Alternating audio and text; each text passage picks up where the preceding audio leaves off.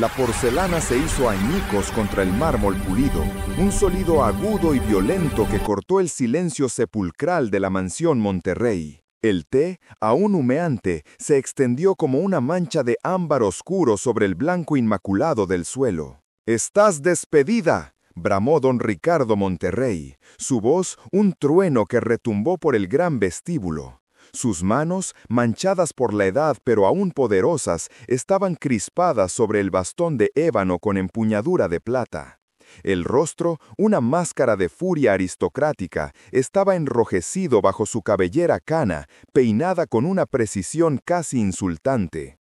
La joven empleada, una muchacha de pueblo con ojos asustados y delantal almidonado, se quedó paralizada. Era la vigésima, en 3 días, un récord incluso para los estándares de la infame Casa Monterrey. El mayordomo, un hombre llamado Elías, cuya espalda parecía haberse curvado permanentemente bajo el peso de los secretos de la familia, apareció como una sombra. Con un gesto imperceptible de la cabeza, indicó a la chica que se retirara. Ella, ahogando un sollozo, recogió los trozos más grandes de la taza rota, se hizo una reverencia torpe y huyó por el pasillo de servicio como si el diablo la persiguiera. «Incompetentes», masculló don Ricardo, dejándose caer en su sillón de cuero. «Todas ellas. ¿Es tan difícil servir una taza de té a la temperatura adecuada? ¿Es que ya no queda nadie en esta ciudad con un mínimo de decencia y habilidad?» Elías, con la impasibilidad de una estatua, comenzó a limpiar el desastre con una eficiencia silenciosa. No dijo nada. Nunca lo hacía. Llevaba 40 años sirviendo a los Monterrey, desde los días de gloria del padre de don Ricardo. Había visto nacer y crecer a los 3 hijos, había presenciado la lenta decadencia de la matriarca doña Isabel y ahora asistía al crepúsculo agrio del patriarca. Elías sabía que el problema no era la temperatura del té. El problema era el aniversario. El problema era siempre el fantasma de Liliana. 20 años. Habían pasado exactamente 20 años desde aquella noche de tormenta en 1969, cuando Liliana, la hija menor, la joya de la familia, se había desvanecido. Tenía 17 años, una belleza que cortaba la respiración y un espíritu tan libre como el viento que azotaba los acantilados sobre los que se erigía la mansión. Se dijo que se había fugado con un músico de poca monta.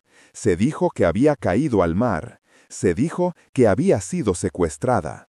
La policía investigó, los periódicos especularon, pero el misterio nunca se resolvió. El caso se cerró, acumulando polvo en un archivo, pero para los Monterrey la herida nunca cicatrizó. Se convirtió en un cáncer que devoró a la familia desde dentro. Cada año, en el aniversario de su desaparición, la tensión en la casa se volvía insoportable. Don Ricardo se convertía en un tirano irascible, despidiendo al personal por la más mínima falta. Doña Isabel se encerraba en su ala de la mansión, un santuario de silencio y melancolía, rodeada de los retratos y objetos de su hija perdida. Y los 2 hijos restantes, Arturo y Sofía, lidiaban con el fantasma a su manera. Arturo, el primogénito, el heredero del Imperio Monterrey, llegaría esa misma tarde desde la capital. Era un hombre de negocios implacable, la viva imagen de su padre en su juventud, pero con una frialdad que helaba. Para él, el aniversario era una distracción molesta, un recordatorio de la debilidad emocional que despreciaba. Llegaba, cumplía con el ritual sombrío de la cena familiar y se marchaba al día siguiente, dejando tras de sí un rastro de órdenes y desdén. Sofía, la hija del medio, era diferente. Vivía en la ciudad cercana, casada con un médico respetable, intentando construir una vida normal lejos de la opresiva atmósfera de la mansión. Pero cada año el aniversario la arrastraba de vuelta. Era la pacificadora, la que intentaba mediar entre la ira de su padre y el dolor silencioso de su madre, una tarea tan agotadora como inútil.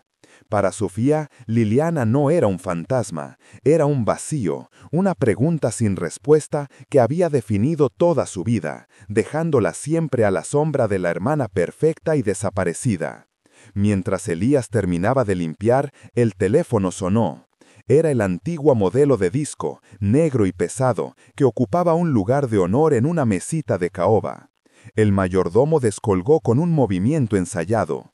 Residencia Monterrey. Escuchó en silencio, su rostro una máscara impermeable. Luego, con una formalidad glacial, respondió: «Comprendo, le informaré a la señora, gracias». Colgó el auricular con cuidado. Se dirigió a las escaleras, subiendo los escalones alfombrados sin hacer ruido. El ala este, donde vivía doña Isabel, estaba siempre en penumbra. Las pesadas cortinas de terciopelo bloqueaban la luz del sol y el aire olía a lavanda seca y a polvo. Llamó suavemente a la puerta de la suite de la señora. «Señora Isabel, con su permiso». Una voz débil, quebradiza como el cristal fino, le respondió desde el interior.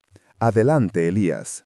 La encontró sentada junto a la ventana, aunque la vista estaba oculta por las cortinas. Era una figura frágil, vestida de luto como casi siempre desde la desaparición. Sus manos, finas y translúcidas, reposaban sobre una caja de música de plata. Sobre la chimenea, un gran retrato al óleo de Liliana dominaba la habitación. La joven en el cuadro sonreía, con los ojos llenos de una chispa desafiante que el tiempo no había podido apagar. «Era la agencia de empleo, señora», dijo Elías, su voz un susurro respetuoso. «Me temo que, bueno, dicen que ya no tienen a nadie más que enviar. La reputación de la casa en estas fechas se ha extendido». Doña Isabel no pareció sorprendida. Sus ojos, del mismo azul pálido que los de su hija perdida, se posaron en Elías. «¿Incluso la 20ª? Ricardo se ha superado a sí mismo este año». El té estaba demasiado caliente. Ella esbozó una sonrisa triste, una mueca que no llegó a sus ojos. «Siempre es el té, o el polvo, o una palabra fuera de lugar. Nunca es por ella, ¿verdad, Elías? Nunca admite que es por Liliana». Elías no respondió. Se limitó a inclinar la cabeza. «Déjalo», dijo ella, volviendo su atención a la caja de música. «Nos arreglaremos. Siempre lo hacemos. Sofía llegará pronto. Ella ayudará en la cocina». «La señorita Sofía no debería. La señorita Sofía hará lo que siempre hace», le interrumpió, con un filo de acero en su voz frágil. «Intentará mantener unida esta familia rota. Ahora, por favor, déjame sola». Elías se retiró en silencio, cerrando la puerta tras de sí. Mientras bajaba las escaleras, vio el coche de Arturo, un sedán alemán negro y reluciente subiendo por el camino de grava que llevaba a la entrada principal. El heredero había llegado. La función estaba a punto de comenzar. Arturo Monterrey salió del coche antes de que el chofer tuviera tiempo de abrirle la puerta. Era alto, con el cabello oscuro peinado hacia atrás y un traje a medida que gritaba poder y dinero. No llevaba maleta, un asistente se encargaría de eso. Su mirada recorrió la fachada de la mansión, no con nostalgia, sino con la evaluación crítica de un inversor examinando una propiedad. «Elías», dijo a modo de saludo, entrando en el vestíbulo. «¿Padre ya ha empezado su purga anual?» «El señor ha despedido a 20 empleadas, señor Arturo. Nos hemos quedado sin personal de servicio». Arturo soltó una risa seca, sin humor. 20. Impresionante. Supongo que tendré que servirme mi propio whisky. ¿Dónde está? En su estudio, señor, como de costumbre. ¿Y mi madre? En sus aposentos, señor. No ha salido en todo el día. Arturo asintió, deshaciéndose del abrigo y entregándoselo a Elías sin mirarlo. Bien, iré a enfrentarme a la bestia primero. Asegúrate de que mis habitaciones estén listas. Y Elías, encuentra a alguien, a quien sea. No pienso pasar el fin de semana en un hotelucho de pueblo. Paga lo que haga falta. Sin esperar respuesta, se dirigió al estudio de su padre. La puerta de roble macizo estaba entreabierta. Dentro, don Ricardo contemplaba el mar a través del gran ventanal. El océano, gris y agitado, golpeaba las rocas bajo la mansión, un eco constante del tumulto interior de la casa. «Has llegado», dijo don Ricardo sin volverse. Siempre lo hago, replicó Arturo, sirviéndose un vaso de whisky de la licorera de cristal. Alguien tiene que asegurarse de que no quemes la casa hasta los cimientos en uno de tus ataques de genio. Esa gente era inútil, una falta de respeto. La única falta de respeto aquí es este circo que montas cada año, dijo Arturo, su voz fría y cortante. Aterrorizas al personal, te amargas la vida y arrastras a todos contigo. ¿Por qué? ¿Crees que a ella le importaría? Han pasado 20 años, ya es hora de superarlo. Don Ricardo se giró por fin. Sus ojos, inyectados en sangre, se clavaron en los de su hijo. Nunca pronuncies su nombre con esa displicencia. Tú no sabes nada. Tú estabas demasiado ocupado construyendo tu imperio, olvidándote de tu familia. Yo construí un imperio para salvar el nombre de esta familia, un nombre que tú estabas arrastrando por el fango con tu obsesión y tu autoridad. El silencio que cayó sobre el comedor fue más pesado que el terciopelo de las cortinas, más profundo que la noche que se cernía sobre los jardines de la mansión Monterrey. La palabra Liliana flotó en el aire como una mota de polvo iluminada por un rayo de sol perdido. Un nombre que no se había pronunciado en voz alta entre aquellas paredes en 2 décadas. Era un fantasma conjurado, un eco de una tragedia que todos habían acordado enterrar bajo capas de riqueza y negación. Elena se quedó inmóvil, su mano aún sosteniendo la bandeja de plata. El nombre no le era ajeno, era el nombre de su madre. Pero oírlo en los labios de esa mujer, de doña Isabel Monterrey, era como escuchar una melodía familiar tocada en un instrumento desconocido. El mundo pareció inclinarse sobre su eje. La confusión en el rostro de don Ricardo se transformó en una máscara de incredulidad pétrea. Soltó el bastón, que cayó con un golpe seco y resonante sobre la alfombra persa, un sonido desproporcionadamente alto en la quietud sepulcral. ¿Qué has dicho, Isabel?, gruñó, su voz rasposa, pero la furia había sido reemplazada por un pánico helado. Doña Isabel no lo escuchó. Dio un paso vacilante, rodeando la mesa, sus manos enjolladas temblando. Sus ojos, esos mismos ojos de un azul tormentoso que Elena veía cada día en su propio reflejo, estaban fijos en el rostro de la joven. Eran los ojos de una mujer que había visto un espectro, o quizás un milagro. «No puede ser», murmuró de nuevo, acercándose. El aroma de su perfume caro, una mezcla de jazmín y sándalo, envolvió a Elena, un olor a un mundo que le era completamente ajeno. «Eres idéntica, el cabello, la forma de la barbilla y esos ojos». Elena sintió un nudo en la garganta. El plan, la venganza cuidadosamente orquestada, se estaba desmoronando, convirtiéndose en algo que no había previsto. Se suponía que debía ser una infiltrada silenciosa, una observadora, la que recogiera los secretos podridos de la familia para usarlos en su contra. No esto, no un reconocimiento, no un drama familiar expuesto bajo los candelabros de cristal. «Mi nombre es Elena», dijo, su voz más firme de lo que se sentía. «Elena Sánchez». Don Ricardo recuperó parte de su compostura. Se inclinó, recogiendo su bastón con un esfuerzo visible. Su mirada se movía de su esposa a la joven empleada, como si tratara de resolver una ecuación imposible. «Basta de estupideces, Isabel. Es una coincidencia, una maldita coincidencia. Esta muchacha es una insolente que ha venido a perturbar nuestra cena. Elías, sácala de aquí, ahora». Pero Elías no se movió. El mayordomo, siempre la encarnación de la obediencia, permanecía en el umbral, su rostro una mezcla de asombro y una comprensión que parecía eludir a los demás. Sus ojos también estaban fijos en Elena, pero con una intensidad diferente, casi protectora. Doña Isabel ignoró a su marido. Estaba a solo unos pasos de Elena. Levantó una mano temblorosa, como si quisiera tocar su mejilla, pero la dejó caer en el último segundo. «Liliana era mi hermana», dijo, su voz quebrada, hablando más para sí misma que para nadie más.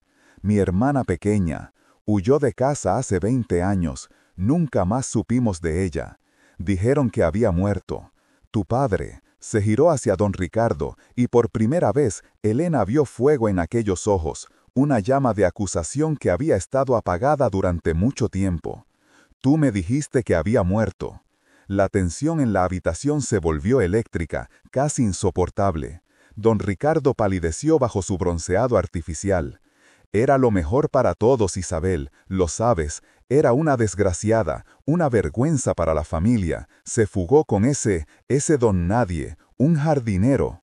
Elena sintió como si le hubieran dado un puñetazo en el estómago. Un jardinero. Así se refería al hombre que había sido su padre, un hombre bueno y trabajador que amaba a su madre con una devoción que ella recuerda en fragmentos de calidez y seguridad.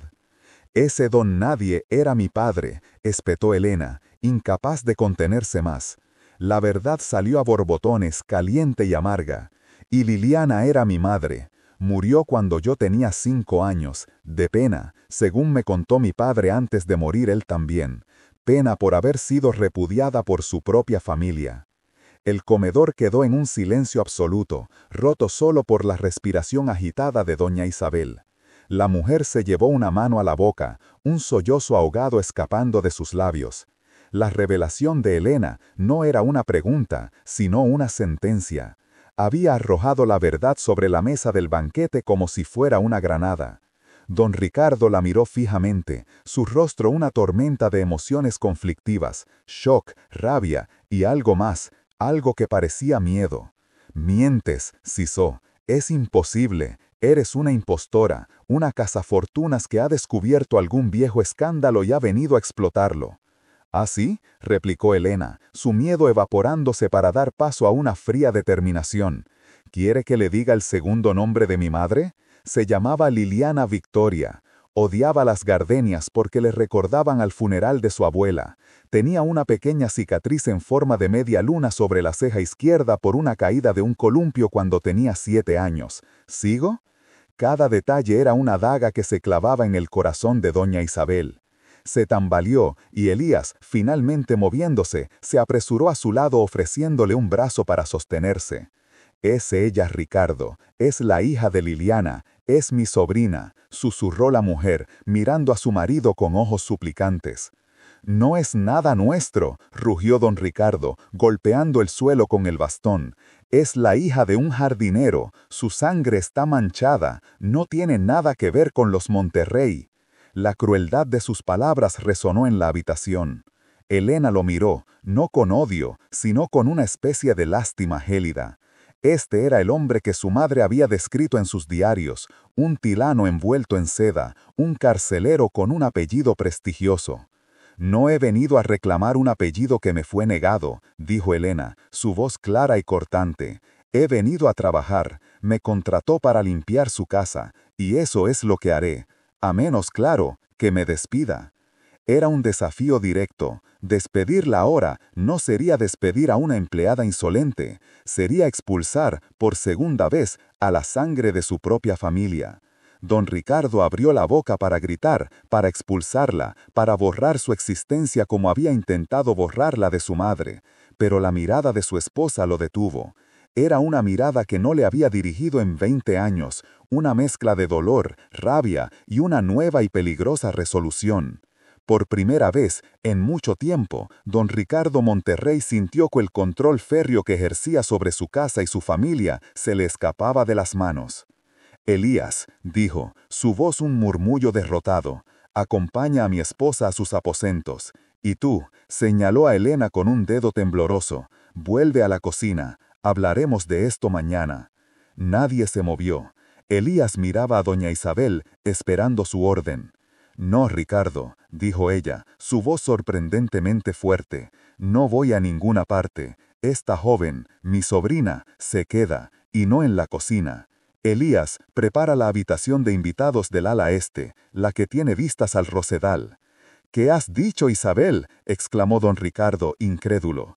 «Al contrario, Ricardo», respondió ella, enderezándose, pareciendo crecer en estatura y fuerza ante sus ojos. «Creo que acabo de recuperarlo, después de 20 años». Se volvió hacia Elena, y sus ojos azules, idénticos pero tan diferentes, se encontraron. En los de Isabel había décadas de dolor reprimido, de preguntas sin respuesta. En los de Elena había la determinación forjada en la pérdida y la soledad.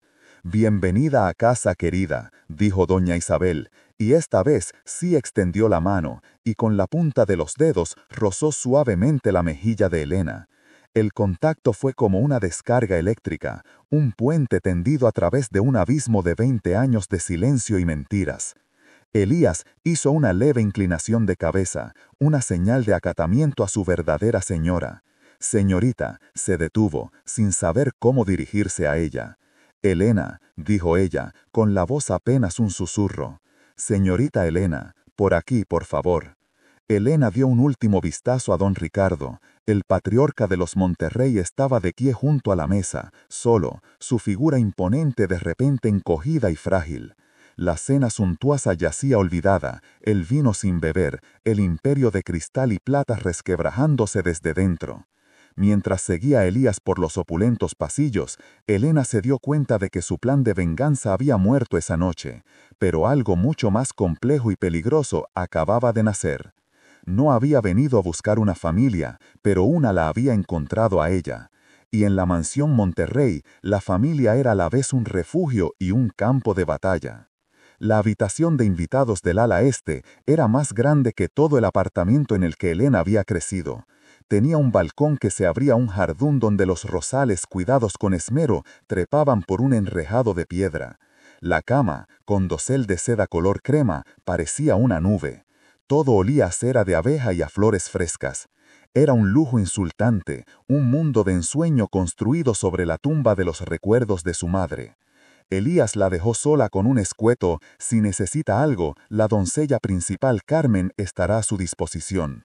La puerta se cerró con un suave clic, dejándola en un silencio que zumbaba en sus oídos. Se acercó. La noche en la mansión Monterrey se espesó, cargada de silencios y amenazas no pronunciadas. Mientras Ricardo se consumía en la biblioteca, ahogada en brandy y en el peso del retrato de su padre, Isabela exploraba los pasillos que su memoria infantil apenas reconocía. Cada sombra parecía susurrarle historias olvidadas. Cada crujido del parqué era un eco de un pasado que le habían arrebatado. No había vuelto por dinero ni por venganza.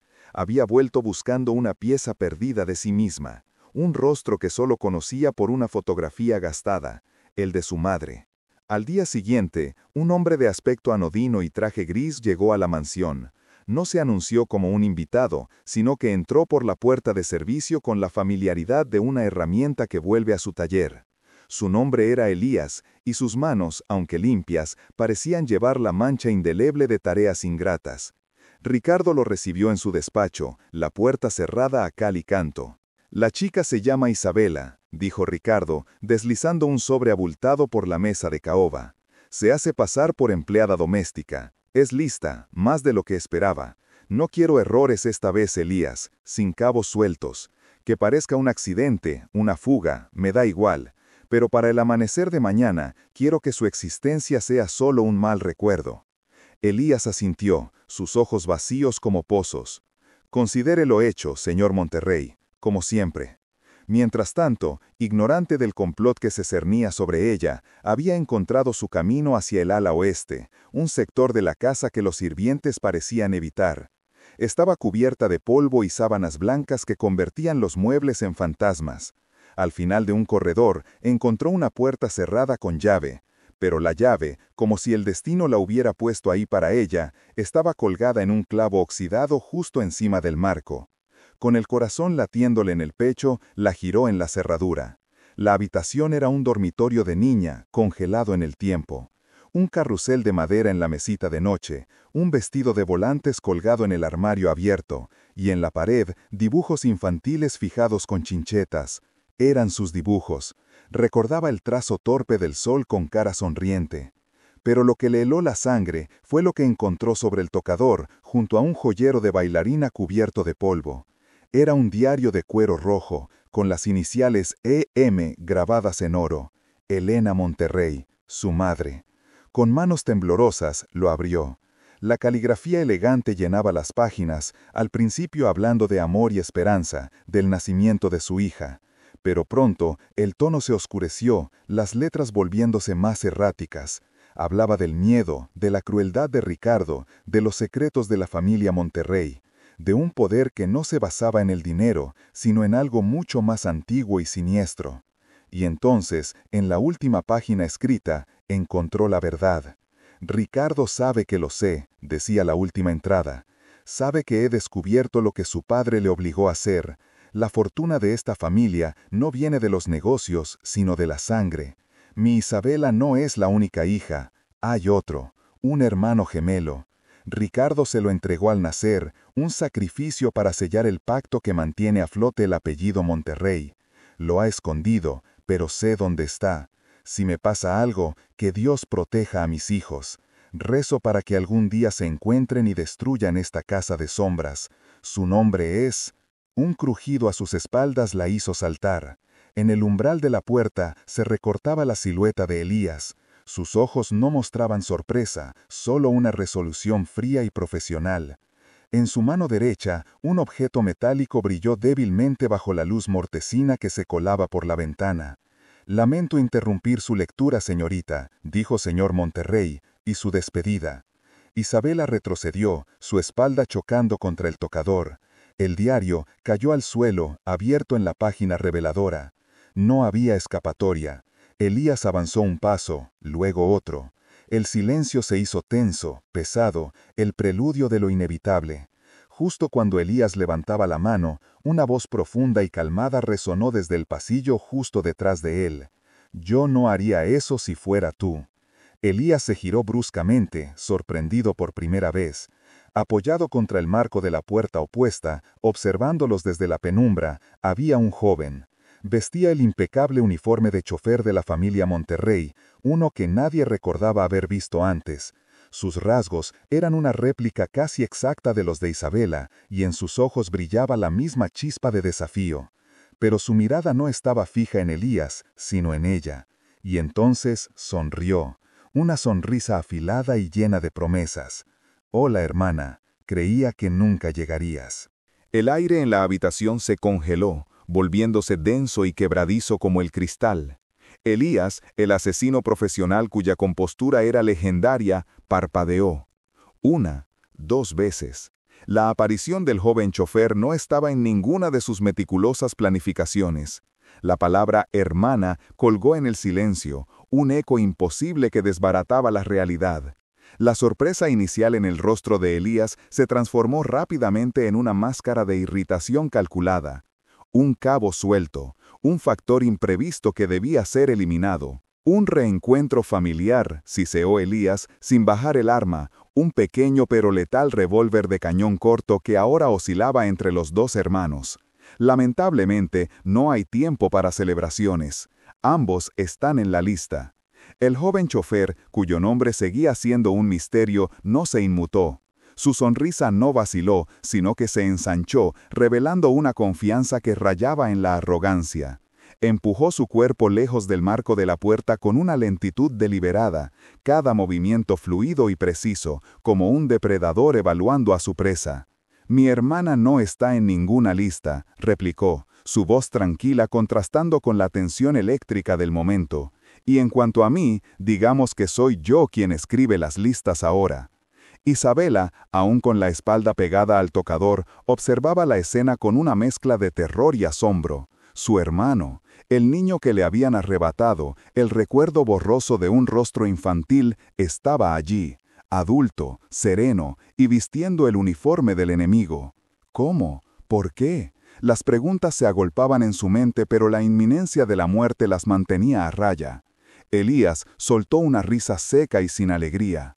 «Tú, un simple conductor, Monterrey te aplastará como a un insecto».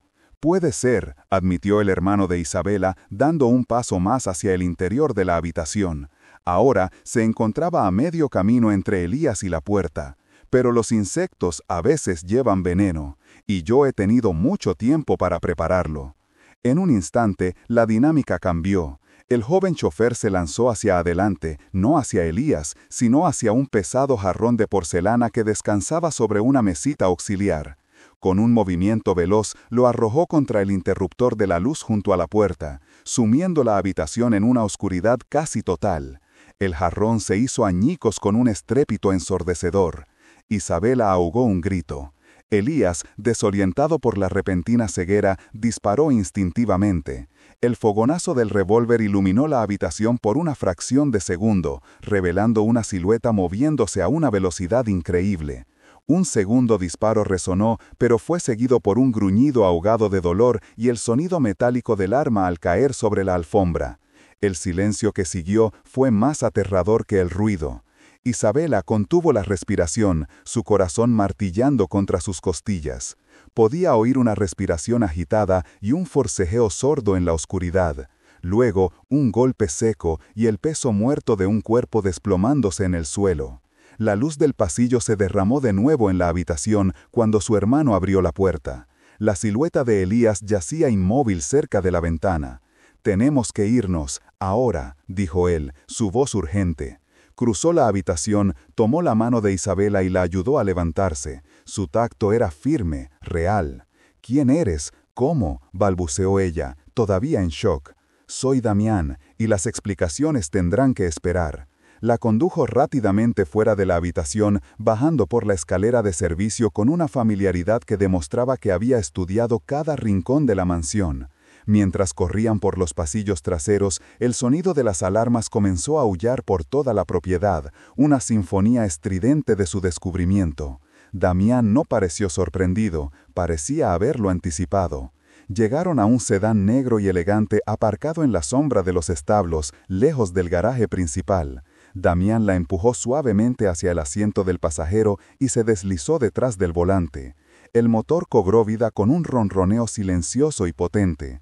Mientras aceleraban por un camino de grava oculto que conducía a una salida secundaria, Isabela miró atrás, a la mansión Monterrey que se encogía en la distancia, ahora un hervidero de luces parpadeantes y caos. Estaba a salvo, o eso creía. Se volvió hacia su hermano, el salvador inesperado, el fantasma de su pasado hecho carne. «Damián», susurró, la pregunta ardiendo en sus labios. «¿Qué has hecho todos estos años? ¿Cómo supiste que estaba aquí?» Damián mantuvo la vista fija en el camino oscuro que se abría ante ellos, sus nudillos blancos sobre el volante de cuero. Una red de finas cicatrices, antes invisibles, se marcó en el dorso de su mano. Su sonrisa confiada se había desvanecido, reemplazada por una expresión sombría, casi atormentada. «Sobrevivir, Isabela. Eso he hecho», respondió, su voz apenas un murmullo. «Y sabía que estabas aquí porque fui yo quien se aseguró de que te contrataran».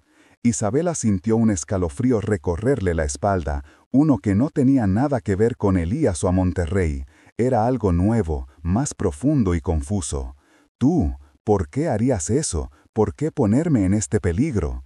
Damián giró la cabeza para mirarla por un instante, y en la penumbra del coche sus ojos ya no brillaban con desafío, sino con algo mucho más complejo, una mezcla de pesar y una determinación gélida.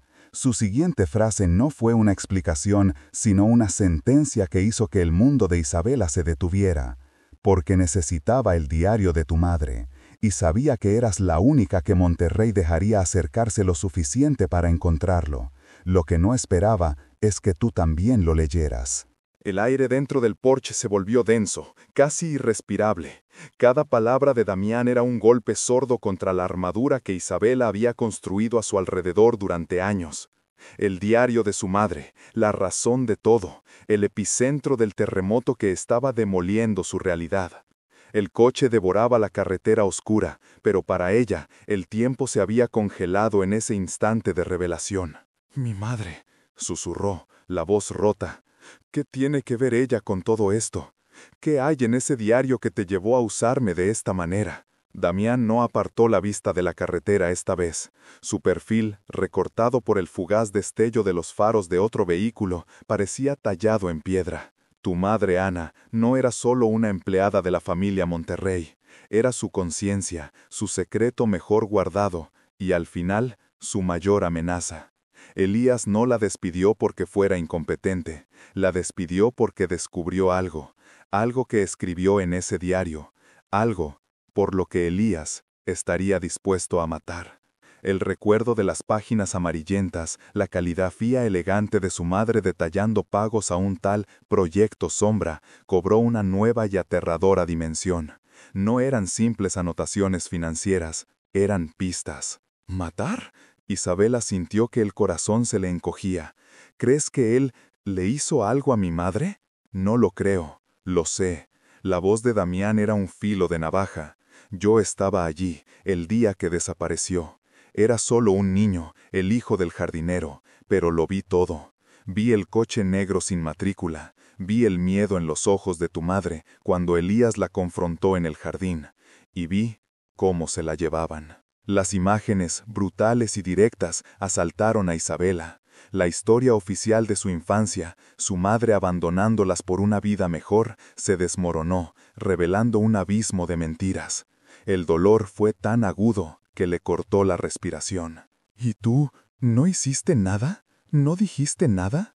¿Qué podía hacer un niño de 12 años contra Elías Monterrey?, replicó Damián, un eco de antigua impotencia en su voz. Pero juré que un día lo pagaría. He pasado los últimos 15 años construyendo mi propia fortuna, mi propio poder, esperando el momento de destruirle desde dentro.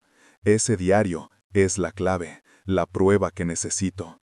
El coche redujo la velocidad, girando hacia un camino de grava que llevaba a un hangar de aviones privado, débilmente iluminado en la distancia. El plan de Damián se desplegaba ante ella, una fuga, una nueva vida, una venganza meticulosamente planeada. Pero una duda persistía, carcomiéndola por dentro. Lo leí, Damián, leí lo del Proyecto Sombra, pero no lo entiendo. ¿Qué es? Damián detuvo el coche junto a la puerta del hangar, apagó el motor y el silencio que cayó fue total, absoluto.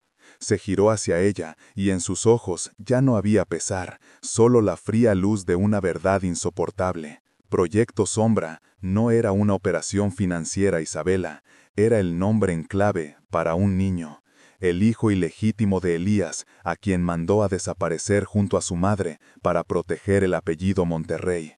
Tu madre iba a exponerlo todo. Isabela se quedó sin aliento, la conexión formándose en su mente como una descarga eléctrica, las cicatrices en la mano de Damián, su odio visceral hacia Elías, su conocimiento íntimo de la mansión.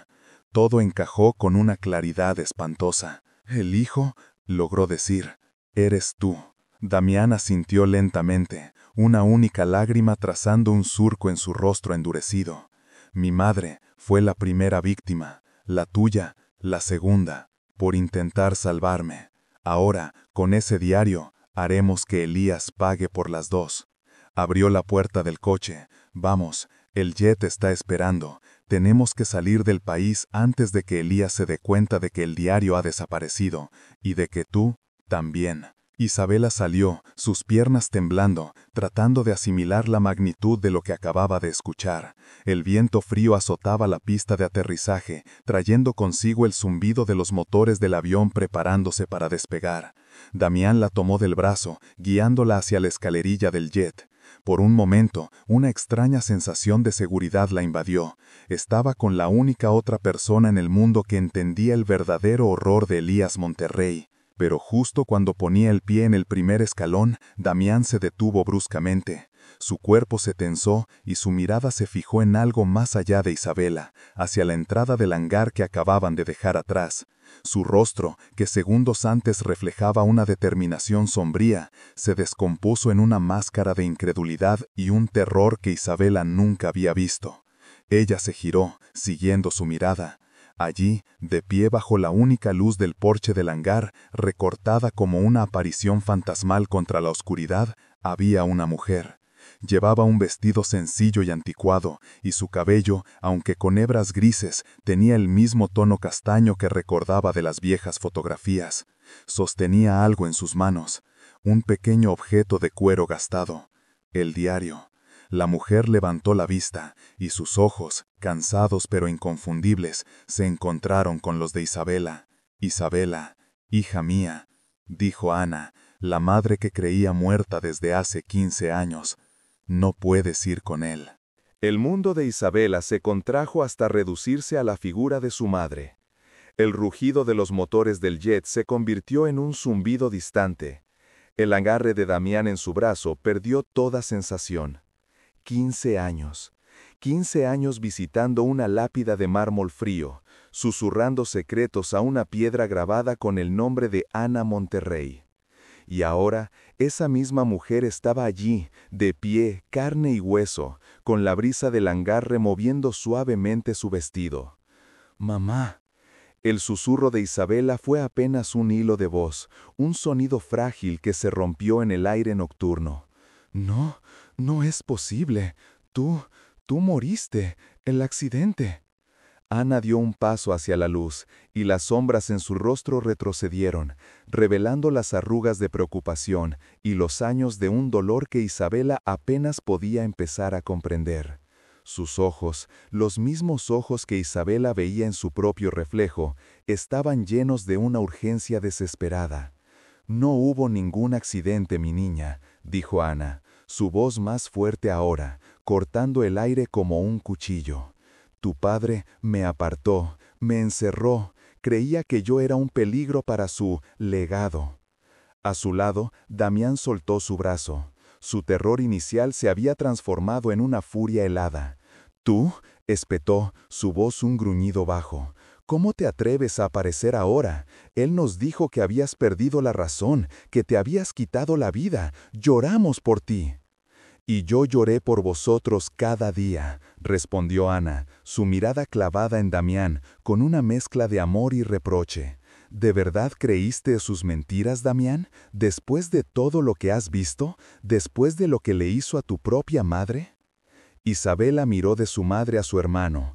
La alianza que se había forjado en el fuego del miedo comenzaba a agrietarse. La certeza de Damián, su plan de escape, todo parecía desmoronarse ante la imposible aparición de su madre. «¿Qué quieres decir?», preguntó Isabela, avanzando un paso, alejándose de la escalerilla del jet y de Damián.